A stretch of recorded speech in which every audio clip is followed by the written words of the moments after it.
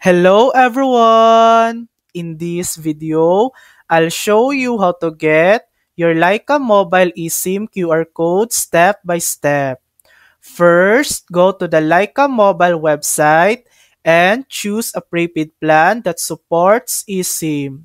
When checking out, make sure to select eSIM instead of a physical SIM.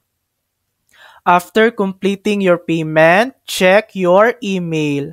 Leica Mobile will send you an email containing your eSIM QR code along with setup instructions.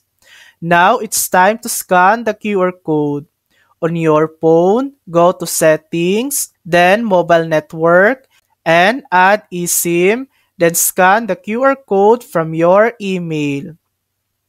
Once scanned, your device will automatically activate the eSIM. You'll get an SMS confirmation with your new Leica mobile number and plan details. And that's it. You've successfully set up your Leica mobile eSIM. Thanks for watching!